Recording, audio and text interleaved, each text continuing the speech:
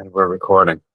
So the cool thing about Google is it is constantly innovating. The not so cool thing about Google is like new stuff just happens right before your eyes, which is really weird. And Google me like, where the heck did they put this to him button? So it's interesting how fast they're innovating. Like this race to the top with AI, we're getting a lot of benefit from it. That can be confusing too. So today we're doing member updates, and so just to remind everybody, just started this at the beginning of this year, switched it down to 2 meetings a month, sector updates. And again, it's all from it's to serve my own sort of need, the fear of missing out. When I, like the first time I had a company had a web applications, you can see kind of the top there, that web application development company.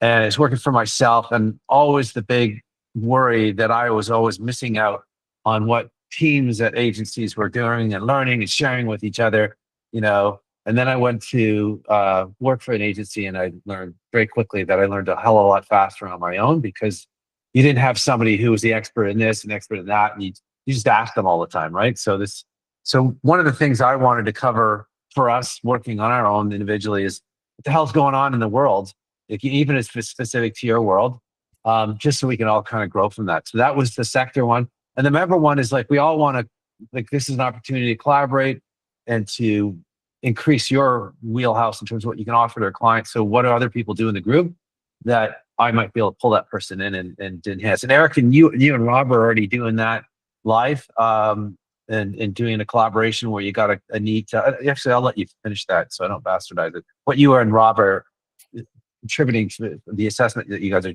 calling, I think it's called the Sales Accelerator. Go ahead. You want me to talk right now about that quickly? Yeah, if you don't mind. Sorry, not to put you on the spot. Just I didn't want to try and describe it and not describe it correctly. I'm a grizzled old sales guy, so on the spot is my middle name, right? So no, listen. So it really came out of a couple of things. I've been looking for ways to work with other practitioners, like members of this group, where we can do shared offerings, right? And just try to create something crunchy and small that gets possible clients thinking about pipeline for me, pipeline for my partner, or something we can do together. So Rob and I crafted this 2-week sprint around solving the problem of clients that think they have a decent pipeline, a bunch of deals that are in there, they can't move them through fast enough, it's lost time, too much friction, they don't even know if they've got an accurate view of their pipeline. So we created this 2-week sprint that we're going to pitch to prospects. Where that leads, we'll see. We're just hoping to start conversations. But this Thursday, we're doing a session with a networking group that Rob's a part of, that they have a guest topic once a month. We're going to just spend 20 minutes talking about, increasing sales velocity, not volume, but velocity, right? Helping what you can do in a practical way to help deals move through. And we're doing that next week as a dry run. And I'll happily send anybody who wants to attend. You're more than welcome. It's with this H7 networking group. Some of you might have come across them. And then Rob and I want to do a LinkedIn Live in March, right, for actual prospects and other clients and more broad. So I love this stuff, by the way. I think it's terrific. I like to experiment, and he and I are doing this from the sales and RevOps perspective, but I think you could make a great case about sales and communications, or sales and marketing, or whatever, right? So if anybody likes this kind of thing and wants to explore a little bit, if we can come up with something interesting, always happy to play around and just test some stuff. So sorry, Richard, a long answer to a short question. No, that's good. And you reminded me, I have not put that event in our calendar, so I'll try and remember to do that after. You guys have a web page that, or is it just reaching out to you guys? And do you mind if I share the Zoom link, or would that not be? No, if anybody, well, what we want to do is we're getting the anybody who wants to join on Thursday, Rob Manny is managing that, right? So okay. He's going to send out the actual invite, because there's an invite for if you're a member of the H7, and then that's how you get to go. And if people aren't, they don't have to be, but they're going to join just to listen to this special kind of presentation. He's going to make sure that those folks are on Thursday's invites as well. So okay, I'll call up for them to reach out to Rob, so they can keep track of who's coming. Yeah. So I'll remember that. And then the March 21st one that you guys are doing, I'll post that as well. So, and I know, Jody, you do these things as well. If they're relevant to the group, let me know. I was planning on opening up events so that anybody could add them, but I have not given myself any time to work on that. So it's just kind of hang in there. So, but Yeah, so if you guys have I can events, send let some me know. details over. Yeah, perfect. There is so I should mention another one. So another just while we're on the topic is Sanjay. If you guys remember, some of you may know Sanjay, some of you don't. He used to be part of the group, and he's taken a break from it. But he had a really interesting opportunity, and he's connected with another guy. He helps sell businesses, and Sanjay kind of does what I do, like gets companies prepared to be in a selling position. And that's really vague, but he works on the tech side like I do, digital transformation. He specializes in consumer product goods, and he's doing an event if you're in near Vaughan, and I have a special code. I think I put that I put that event up and you guys can see it if you want to attend. So it's going to be a rush for me to come back home on time for yours, Eric. So if you see me all kind of like disheveling a little bit 5 minutes late, that's what I said. Yeah, Sanjay, I'm going to go to that event. Vaughn's not too far for me, and I'm like, oh man. Until you actually have the day and you actually have to get out, go into your car, realize there's travel time back and forth. You don't realize the commitment. So those are two things that we're talking about. So so member updates, going to do this on the fly. I've been doing a lot of stuff. Some of the things that have been catching my attention is just some of the guys, some folks in the group that do a ton of LinkedIn updates. So I've been trying to increase my attendance there. It's a struggle for me because I have a full-time position with a company. They know I have my own company, but I work for them.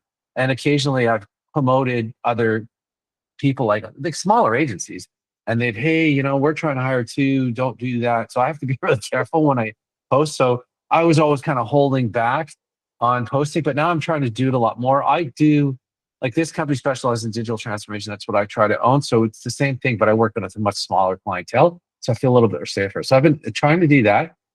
And the other thing I've been working on a lot is just focus. And digital transformation can be just flipping massive, right? Like when I had the opportunity working for the federal government or doing plans for the federal government through the Canada Digital Adoption Program, I was touching on all aspects of it, like right down to warehouse, point of sale, shipping, etc. But now I realize that that's just a big catchment, and the more I keep hearing people talk about focus, I'm like, yeah, Rich, you too, you got to focus. So I've been trying to tighten my net a little bit. Not that I couldn't do those other things, but I've been trying to do that. And like what everybody tells me, I think Marta was the first one who said, hey, you when you start to focus, it gets so much easier because now you start to visualize who you're promoting to. And like immediately you say, you know what, I'm going to do this. I'm going to niche down. And then all of a sudden it's just like writing and promoting and your website, writing the next blog becomes so much easier. So from a guy who supports marketing folks, but is not a marketing guy, that's what I've been up to. And the other thing is maybe just taking a little bit of my own medicine, just putting some systems to play. So committed. This is really scary for me. For once a week, then I'm going to go actually write an article, post it on my site, post it on LinkedIn, post it on Google Business. And I've been kind of keeping up, like no matter what's going on, I've been trying to keep that up. And I know, like I talked to Sanjay. Sanjay's like, yeah, I'm really trying to commit too. I'm posting 3 times a week. I'm like, what the heck? 3 times a week? Like, what? So I'm like, feeling really good about my 1 time a week. He's like, yeah, I do it 3 times a week. It's hard, but I do it. I'm like, oh well. But anyhow, so that's me. That's really been helping me. Hey, like I mean, everybody says you want to know yourself better, right? And it's just become a lot more clear for me to explain what I do because I'm doing it all the time in a written format. So that's my big thing. I wanted to share one of the things too. Also a sector update just because I was confused of what week it was. But one of the things that I've been seeing a lot, I listen to a lot of podcasts. I walk around the house and try to be like my teenage sons. Like they got their headphones on all the time. Okay, I could do that too. I'm not listening to music. I'm listening to a podcast, but I wander around. And one of the things that's been rocking my world, so in like the software world, is, and you guys, if you follow finance at all, you see that a lot of technology software stocks have took a major hit, even AWS and all that. And it's a result of, I think it was Anthropic released a bunch of new agents that, super easy to code, like, and people are like, finance is all about forecasting the future, like anticipating most of the death of software and whatnot. And I've been, from the finance perspective, these people are like, these stocks are going down. They're becoming cheaper. Now's the time to buy. And there's this thing, and Chloe, you'll know this, probably Eric, this isn't on here. There's this thing, I don't know if you call it a whiff or whatever you call it in terms of like, I'm mixing a couple of things together there, but there's this like how people adapt to things, right? You've got the eagers, the nerds, the geeks or whatever, that as soon as something comes on it, they're experimenting, they're taking a lot of risk involved in using it. And then the big, it's that, if you remember the science class, it looks like a, the up, like a roller coaster, like with a center, middle, and the center. So the top part, everybody kind of like fear of missing out, everybody jumps on. And the last bit is the laggards, right? So, even if software were to die, we're still in the crest part of it where everybody's still highly adapted to software. If you think about business technology, you talk about moats, you talk about switching costs, which it means like, if it's really difficult and expensive for one person to think about switching your bank account, what a pain in the butt that is if you got a lot of automatic payments. Switching costs prevent people from changing. So there's that thing preventing people from moving off software. And the other things that laggard is that there's a whole group of people that wait for costs to get really, really low before they jump on. They see what everybody else has done, and they take advantage of it. You think about things like cash cows and stuff like that. There's still a lot of opportunity to be made in that. But even with that, I just don't see software coming out of it. I see software. Everybody's going to be, if they don't make changes and adapt and pull in AI to make their software better, and they already have the audience, they already have the expertise in whatever technology they're working on. I just don't see that going away anytime soon. I just see us benefiting from the enormous growth in that. That was supposed to be my sector update. In terms of what I'm doing to that, is just try to understand and think of that, so that I don't think my whole world. Okay, you hear Rob Lilly, he does websites. He's always talking about, soon probably there won't be a need for any web developers. I remember when they said that, when WordPress was first came out in 2006, 5, 6, 7, 8, I can't remember what it was. And I was the old school web developer back then. It was like, oh man, I might as well pack up my bag and learn how to sew or something. But so there's always opportunity. I think it's Warren Buffett that said, when everybody's running in one direction, be the brave soul that's running the other way around to take advantage of it. So that's my sector update. Rich couldn't remember what day of the week it was, and my member update. And does anybody? I won't put anybody in the spot. Does anybody have any other stuff? Maybe Jody, you've had a couple of things on the fly right now. A couple little what I want to call it webinars. If you want to share those. Yeah. So hello everyone. If I haven't had an opportunity to meet you, welcome. Hi, Chloe. My name is Jody, and I actually have two businesses. I'm going to briefly talk about one, and then I'm going to do a little bit more of a sector update actually and member update at the same time. So not as lengthy as Rich, but bear with me. So I've been a business coaching consultant for about 20 years. I've always loved entrepreneurship, and that's my first business is Work Smart Canada. And right now, to actually perfectly align with what Rich has just been saying, I'm working with people to do business resets. Everybody is scrounging to do all the platforms, offer new services, new products, and you guys are burning out and you're losing focus, and it's getting too big and too busy for you. And I'm helping people simplify, drop the dead weight, and still focus on helping entrepreneurs stay entrepreneurs by building sustainable business plans, but helping you go through a reset, not a restart, a reset. So a lot of people in my 40s, we are noticing some life transition shifts, especially from caregiving, divorce, separation, blended families, loss, grief. I've dealt with all of those in the last 6 years, including being a caregiver to my mom currently because I lost my dad in December 2024. So all of these things, I keep fighting to be an entrepreneur, and I keep fighting really for the same systems that have been working, but they're not working anymore. So I went through the whole reset process myself, and now I'm helping people understand that it's not that scary. Simplifying is important, but there's a very strategic way to do that. I'm very logical and very strategically minded. So we build sustainability, not just pulling random things out of the air. So that's my first business, Work Smart Canada. So I am offering a bunch of free workshops right now. I just did the caregiving CEO. I have the sustainable CEO coming up on February 25th. And then I have the steady CEO. So focusing on loss and grief, how to still run your business through that. as well as the other one is focusing on going through like health changes. And it could be anything from menopause to different health scares to literally not being able to sleep at night. Could be anything that's shifting and impacting how you run your business. So those are all free. You just have to go to my website, worksmartcanada.ca, to register, and I'll send Rich the details later. Quickly, my second business is called Your Business Executor. It's off of my dad passed away. I didn't realize how important the role of executor was and how much was put on my mom and how much my brother and I couldn't help her. And as an entrepreneur, I started asking myself, what would happen if something happened to me? What would my partner do who is not an entrepreneur? How much additional weight would I have to add to his load to now manage my business if I was in an accident, was hospitalized, short-term, long-term, passing? Doesn't always have to be the crazy stuff.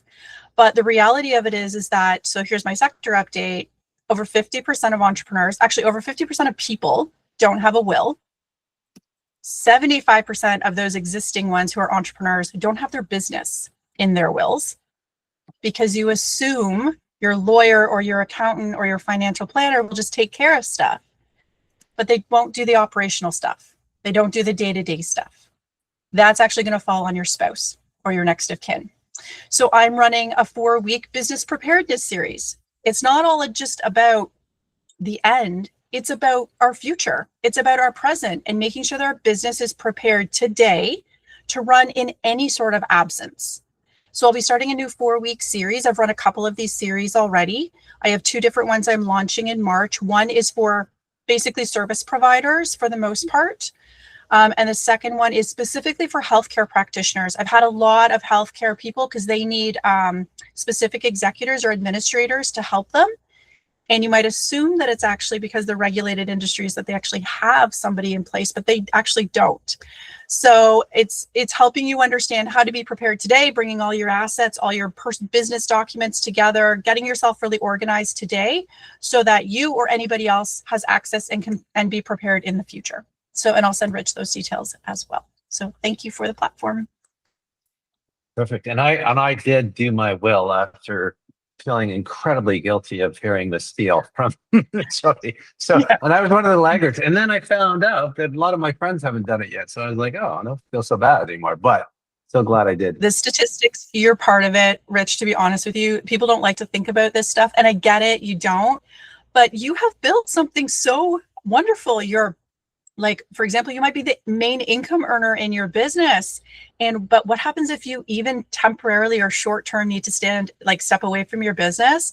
Your partner doesn't just have access to those accounts. Your kids don't just have access to things. So the 4-week series helps you to actually understand a lot of the logistics that you might not understand, how to make sure your CRA account is set up properly, your bank accounts are set up properly, talking about benefits and insurance and things like that, because a lot of people, we do think so many things online nowadays that there's actually a lot of sections left in the forms left blank because you're like, I'll get back to it.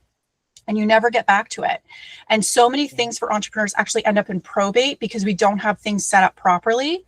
But even to just speak aside from passing, I had somebody who was in a car accident and they ended up being in the hospital for 3 weeks, and their spouse didn't know how to access the income replacement part of their benefits.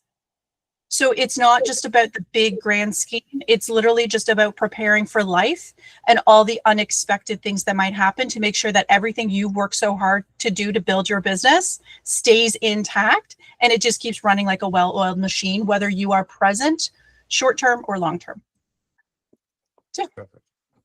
Just kidding. So Kim, maybe I'll just speak to you. So maybe just share a little bit because you're newer, just what you do and any updates that you have. Yeah, absolutely. I just want to say thank you, Jody, for sharing about that because I actually have had conversations with my husband, but we haven't done anything yet. So thank you for bringing that forward. I'll definitely be looking into that. So thank you. So my name is Kim, and I'm relatively new to this group as well. And I have my own writing business where I offer a full range of writing services. I joined the group as I'm just trying to do some networking. As the last year, I actually was working in retail as I had lost a lot of my clients when AI first came in. And so, but now people are actually they're realizing the AI, it's great, but they still need that human touch for writing. So I'm doing a lot of like proofreading and editing for different clients, as they'll write a draft for me, but then I'll just make sure spelling, grammar, fact checking, making sure it has their brand voice and tone. So it's kind of shifted from writing full articles, blogs, newsletters to more that editing and proofreading, but I love doing that as well. So that's a little bit about who I am, and yeah, just looking for new clients and opportunities in really a variety of different industries. I started with agriculture, food, and farming, as that's where I worked prior to my business. But I do a lot of work with like small service-based businesses nowadays as well. I'm giving you compliments, and I'm mute. So there you go. That's good. And I think I connected you with did I connect you with Mary Fearon? It went. I think if I haven't, No, you have. No. You just whenever you tell me about the agriculture back, she's worked in the farming industry and marketing and communications too. Now she has her own agency. So remind me to connect you. Sure. What was her name? Marion? Just Mary, like Robin. Oh, Mary. Okay. Robin Hood and Mary. That's terrible. Where did I get that from? I don't know. Who knows? But and her last name is Fear. Okay. And I shouldn't emphasize it so much because I always mispronounce it, but I think it's Fearon. So, okay. But I used to work with her at Jan Kelly a long time ago. So anyhow, so Chloe, last time we talked, you're doing a lot of work. You got to do some work with Eric on Brad Smith's. Probably got that wrong. Yeah, David Smith. Oh shoot, yeah, on the elderberry and stuff like that. Right. What else? Anything new? I know you were talking about focusing and finding, that one area that you want to target and stuff, or. Yeah, well, I can jump in. I'm not quite sure if there's formality to this, but Jody, oh my goodness, like you are speaking my language. I am such a believer in preparing for death, not quite accident. So I'm going to need to take your course, but I kid you not, I've been to so many funerals of friends lately that I have started my funeral reel, and I told my son where my funeral reel is. And I've got a folder for him of, here are the people that can speak, here are the people who can't speak, and here's why. I think that's amazing. It's honestly just all about this death positivity too, right? Like if you just talk about it a little bit more, it's not as scary. We have bookends, right? We start, we finish. But I love that. So that's amazing, Chloe. So hopefully we do get to connect. I'm like totally there for death. Like it's just unbelievable. Who knew? That said, Kim, I also have somebody at an agency I'm going to connect you with. So I'll do that after. I'll connect with you on LinkedIn and we'll get that going, because I think there might be some really great opportunity for you. They're looking for writers, and they're looking for somebody who's got a bit of that technicality behind them. Awesome. So you'd be great for that. That said, I'm Chloe. I'm a bilingual marketer. And I really started freelancing or working on my own, and realized that, yes, I'm a marketer, but that can mean a lot of things. So as Richard said, I've really been closing in on what I want to offer. My objective is to help small and medium businesses in Canada. And I'm very specific about the Canadian market. And that's because I believe wholeheartedly that this is the blood, sweat, and tears of our financial system here in Canada. And honestly, these small and medium organizations have been completely underserved from a marketing standpoint. There's a lot of things I can't do. What I can do is marketing, and I'm smart about it, and I'm good about it. And I've got many years of experience. I can age myself and going with the 25 years. That's totally aging myself, and I'm hating that, but there it is. All that to say is, I really want to help these organizations and these CEOs, these founders who talk to me and they say, I know marketing. I know what you do. I'm good. And then all of a sudden you poke a few holes and they realize maybe you're not so good, and that's okay. We don't need to talk about this right now, but I think you do need some help, and I can help you connect the dots throughout your whole organization so that you're saying the same message, just a few different ways, and then creating a little bit of a return on that investment so that you know where your message is going, who it's going to. Is it driving a lead? Is it driving a sales prospect? How much time does that take? Do we need to tweak the message? Do we need to tweak the audience? And so that's where I'm focusing on. I prefer to do some B2C marketing. I really love a consumer. I love that human and how I like the way humans kind of behave and think and change their mind and feel and hate and love. So I'm really focused on that end consumer, and making sure that it's a product. I like a good product. I like something tangible, whether it's a toy or a piece of jewelry. I've got a lot of experience under a lot of verticals. I've done auto, I've done financials, but really that tangible product is where I thrive the most. I did not know you're bilingual too. So that's another aspect of it too. So French English, obviously, right? Exactement. Yeah. Oh, wow. Excellent. So that's good. That helps narrow things down. And these conversations help us, like, oh, you know, Kim reminded me about the agriculture background. I hear another version of Jody's what she does, and it reminds me and refreshes you. It's good for us to remember. Eric, you shared about what you're doing with Rob. What about yourself? Is there any other stuff that have you been testing out, trying out? Yep. Changes? Yeah, no, great question. I'll try to keep it brief, but I think it's Jody. I'm not sure if you mentioned it, earlier about just doing the reset.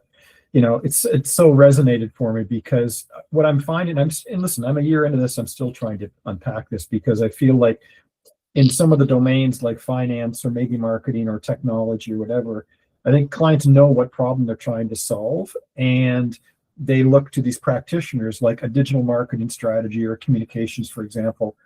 It's fairly okay. Everyone gets what that is, right? Whereas I find if you try to talk to a business owner about sales, they go, "Yeah, I know what the problem is. I need more." Well, I don't know how to help there, right? And I can do a lot of things, so I'm still trying to figure out where to lean in and what to truly be known for. And I'm telling you, it's hard because I'm afraid to commit to a swim lane that is too narrow.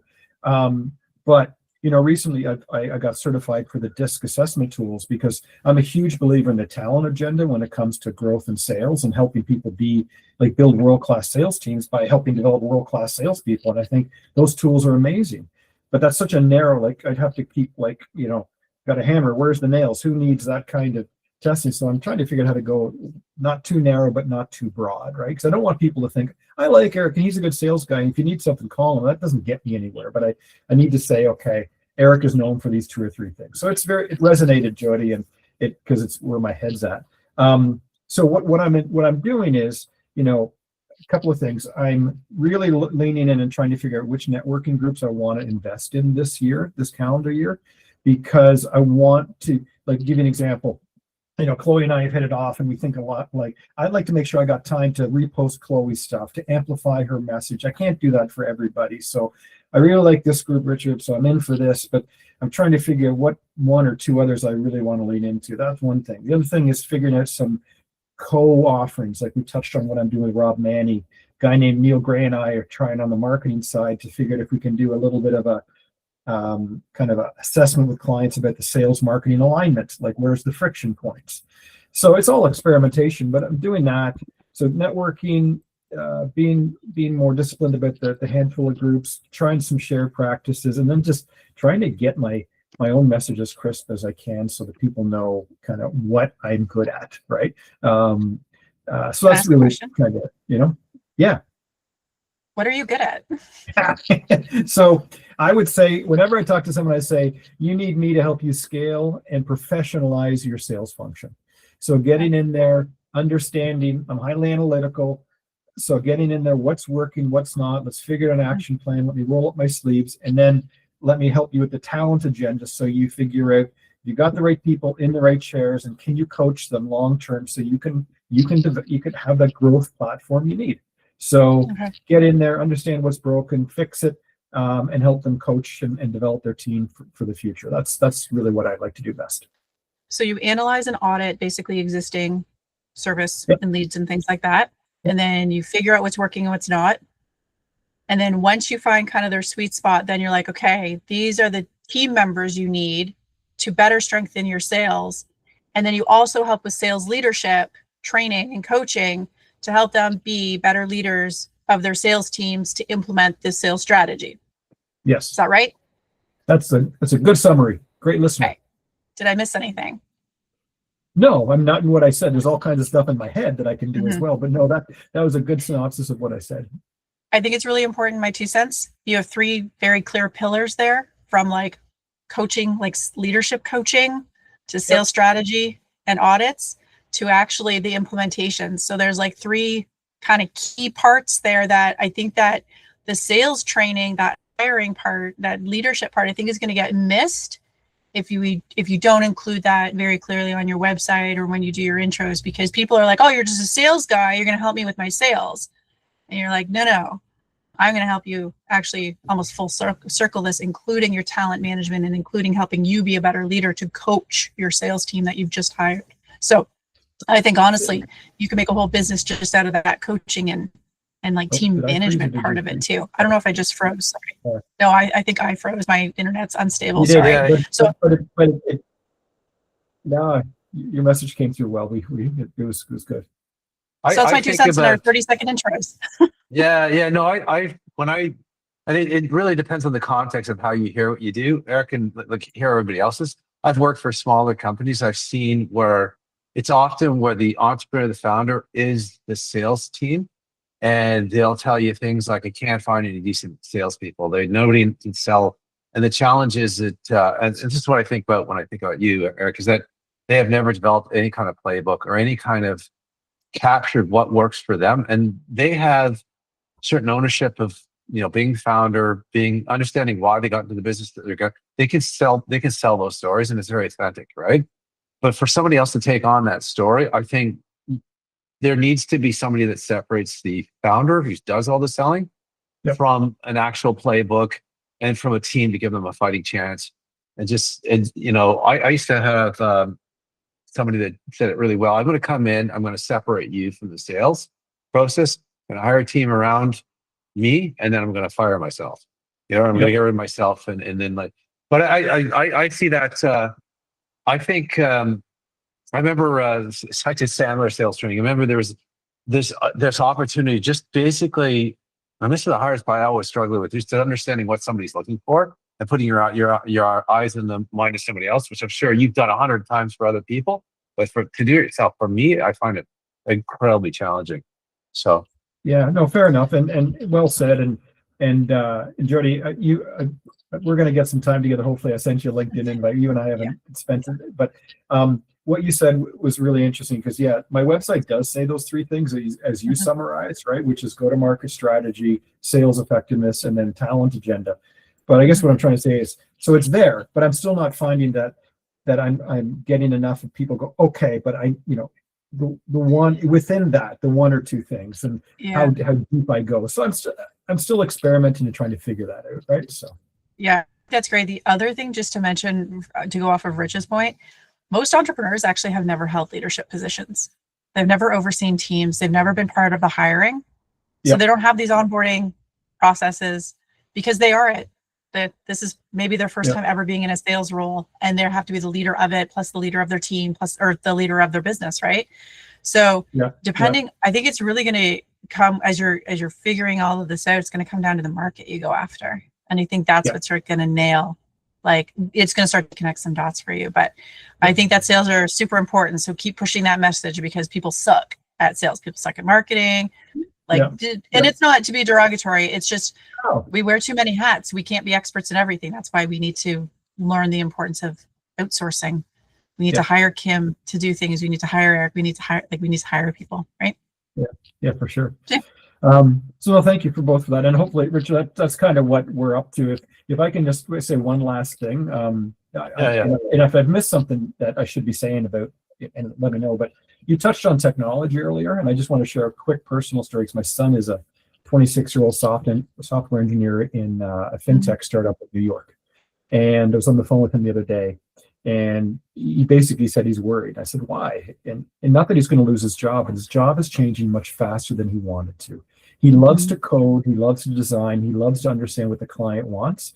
And the tools now are so good, right, in the last year, the AI tools, that the junior coders are pretty much gone, right? And they're getting to the point where the junior designers are where his job is. He's not junior anymore. He's kind of mid-tier. So he's going to have to pivot to not coding and building and doing the stuff he wants, but to spending more time understanding what the client wants.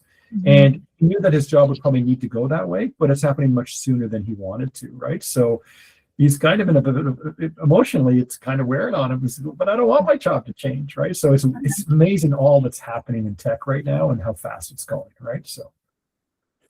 Yeah, go ahead, please, Chloe. Yeah. I was just going to say, I find everything around AI really fascinating. I mean, I've lived the last 2 years now where AI has grown so quickly, and I've actually had owners and CEOs of large companies saying, we don't have a marketing department, we've got AI. And it's shocking to me how, and you're starting to see it. You're starting to see the 3-armed people in ads and stuff. For sure, you're seeing that. But you're seeing how the messaging is so diluted now. And I have faith that the spectrum, the pendulum's going to swing the other way.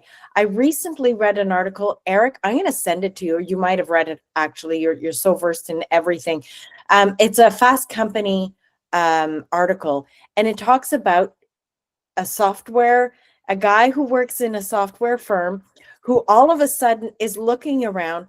There are no more junior jobs, and I can vouch for that. I've got a 19-year-old looking for a job, and there are no junior jobs out there, because they're all replaced with AI or processes, no different than your son's organization. Yep. And they're actually seeing that the organizations are starting to see cracks with this, that they're starting to need that human eyeball. So Eric, tell your son it's gonna swing the other way, because that human oversight is so needed. Yep.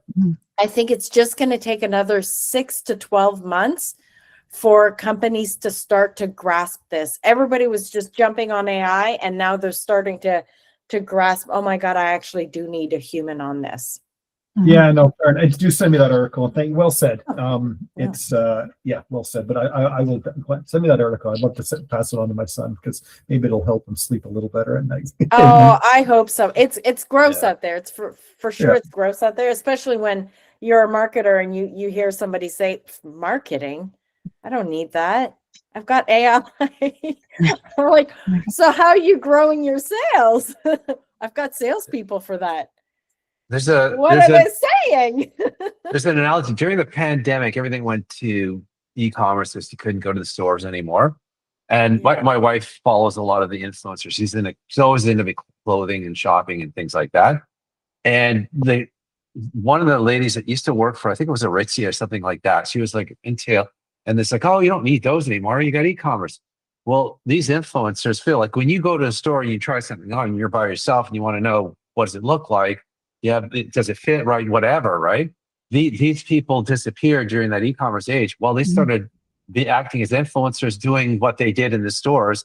Now that it's like there's so many there's a young Toronto girl that you see her because you see her shopping in areas that I'm like, oh, I know that store. I know that, and she kind of fills that human gap. So it's lucky that your son is where he is, and he's kind of like already learned the hands-on element, and he's gonna absorb, transforming to what he needs to be, but he'll remember that whole area. I strongly believe there's just gonna be, we're definitely under a huge transformation right now, but all those things, knowing, being an expert in what you do, are going to be critical in terms of moving to the next step. Like even just Kim, like knowing what to look for, and what is the same voice, what is the, like you just can't figure that stuff if you've never done it before. Like I did my MBA, and it's always, you got a mixture of an engineer who knows, like when you do these group assignments and you take on a candidate, and the engineer knows, like, it's mathematical, we do this, this, and this, right? You add this much, but you need all the other elements around it. The marketing person, the sales person with the sales experience, the other person who is like, you need the full element of it to understand where to go next, right? So it is an interesting, I think we're going to be saying it's an interesting area for the next 5-10 years. It's just going to be keep churning away, but yeah, we'll be there. I think we'll be good. So what else? What have you guys noticed? Like with if your field you feel is so filled in with it, like you see that AI storm. Like I used to think, Chloe, when I think about marketing, it's such a big area that not everybody knows about. I remember talking to people, it's like, oh yeah, marketing, that's that swag you get, right? Like when I put my logo on a hat and I hand it out to somebody, yeah, no, we got that good. I got a guy that I buy that stuff. So it's just like, if you don't even know the paradigm of the world that you're in, like, I mean, how do you explain that to people? Have you seen that? Yeah, I get a lot of like I get introduced to people, like there's a bit of a worm around it, and then they're like, great, yes, I do need your help. You do marketing. Can you buy my Google ads? And I'm like, whoa, no, I'm not that human. I'm your strategy human. I'm the person who's going to go in and just make sure that whatever happens in the Google ads makes sense and is connected to your whole organization, your whole sphere. I'm that human. Right. So can you buy my Facebook ads? No, I won't be doing that. I can connect you to people who can do that. It's the messaging that's in your Facebook ad that I can help with. Well, great. Just do my social media then. Okay. But Like you could do it all. You just need to pull and you this got to is where, pull like, it back. yeah. So hey, I'll take. Is that where there was this? There's this saying, like, and I've said it before on here. It's like, you got to help the client with the exact immediate problem that they're having right now. And right now they think the problem is buying ads, right? But there's all these other elements that have to happen in order to make that happen, right? And they're not even aware of it. Like, I mean, is there not an opportunity? And I'm not trying to brainstorm. Like, I'm just thinking for myself, because I've run into the same situation. I would start, like, I mean, I haven't done coding in 20 years, but I've started to wonder when I first started, do I got to go back and learn it again? But it's like, there has to be something that tells the coder what to do and bring that all together. And that person doesn't even aware of it, right? So it's is there not an opportunity to say, yes, I can help you with that.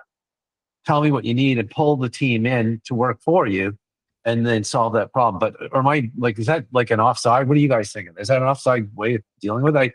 Or is it just a concern about money and stuff like that? Not going to have enough? Or It's weird because I draw a parallel to the economic conditions too, right? So I feel like, in a true time of crisis, we all know that we're heading down this path and we're just going to have to all go in the same path. I find talking to business leaders, they know that the economy or AI, they have to fundamentally just completely pivot, yet they still have to do all the other stuff to keep whatever normal momentum they can sustain. So it's like I got to be the smart guy that got me here, but wait a minute, I have to be a completely new guy and just be resilient and handle this change. I think that's what's giving people whiplash. And as opposed to, like when COVID hit, well, we were all in it. It was it, right? I mean, just life was different. It's not like, well, COVID was on the east side of Toronto, but not the west side. And depending where you were, and I think business owners are now, there's partly chaos because of AI or economy, and partly, okay, just keep twisting knobs and pulling the levers and keep eking out what we can. And I find that there's fatigue around that, right? And so to your comment, Richard, What's the problem I can help you solve today? Well, Eric, if you could help me get more sales. Oh, by the way, and can you completely transform my sales function so that it's AI driven? Well, hold on. Like, which one do you really need, right? So there's every time what's your need today, it's two things. It's the big picture and the small picture as opposed to just one. That's what I'm finding. Do you think that there's a few functions of that? And Eric, I totally agree with you, but I wonder if there's the function of I've had to be that smart person. I've had to do it all. And now all of a sudden there's chaos and I've muddled through it, but there's a little bit of, there's a lack of self-awareness of, you know what? I ain't going to do it. It's because I'm not necessarily the smart person. So there's a bit of stigma around the fact that now I have to get somebody else in and I have to trust somebody. That's really, really scary. So there's a self-awareness that it's a big step that needs to be solved. And then to your example of help me with sales, but can you also help me with all of the things? I think, and Richard, you made me think of that. I think there's got to be a way to be able to educate a little bit more some of these individuals who mean so well and who deserve to be educated. Just the stuff they don't know, it's not their fault. They know so much more, and that's great. But maybe I can help you understand that, yes, your Google ad is so important, but more important, is it going to the right person? And are they taking the right action on your website? Why don't we figure that out first? So I wonder if there's a way to quickly and easily educate. And you made me think of that. And that's my takeaway. Thank you very much to this group. That's my takeaway. Is there an easy diagram that I can put together that will help even two people out there just to be able to understand and to know that there is no stigma in not knowing what you don't know. Yeah, that's a huge one. Any thoughts? Anybody else thinking about? Jody, does that ring a bell in terms of you seen that? I think that, again, it really depends on a market. Like, to go back to your original question, like if somebody comes to you for Facebook ads, they just have the budget for Facebook ads, not a whole advisory panel to come in and kind of redo like the messaging.